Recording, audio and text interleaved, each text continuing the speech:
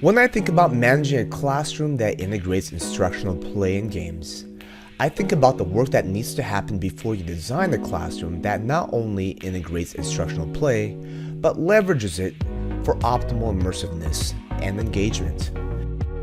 Let's talk about culture. When I design role-playing games and stories, I think about the main character of the game and how the character interacts with other non-playable characters. I also think about when I did theater back in the day and we had to analyze our script and figure out what roles and goals of these characters are. Which brings me to the next point, is that you cannot have a culture of instructional play if there is no end goal. For instance, one of our projects was to develop a functional paper roller coaster. After the end goal was modeled and shown with videos and other exemplars, with some guidance and facilitation, students have to figure out who is going to design the coaster, who's going to build it, who's going to pitch the coaster, who is going to play test the coaster. And for me, my role was to facilitate a discussion on how these roles help the group reach the end goal of the project. Let's talk about space. How is your classroom conducive to instructional play and games? When I think about play, I think about when I was on a field trip to Adventure Playground in Berkeley during a summer park and rec program. The structures of the space made me want to play.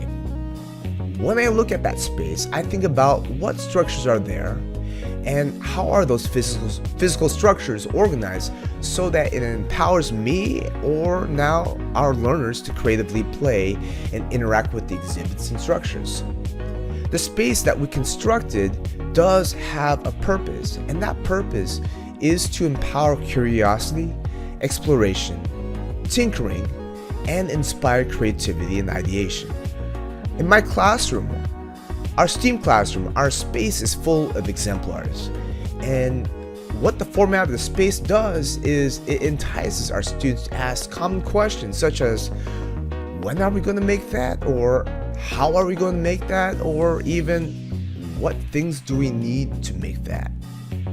Not only do I have a physical space that caters to instructional play and games, I also have a virtual space that students interact with through a learning management system called Moodle. I designed that virtual space like a game where students go through quests, accomplish missions, perform challenges through boss battles, save their efforts through a reflective save point, and attain merits through our Jedi Mastery Defense, where students need to defend how they've used our Jedi Mastery outcomes to do the learning in our STEAM class. This will come to my last point, which is how do we design our curriculum and instruction and the medium that holds it like an adventure game, where our students, the heroes, are called to an adventure to save something or find something, but must go through different quests to learn the purpose of the adventure, experience a variety of learning opportunities, acquire skills, and most importantly, grow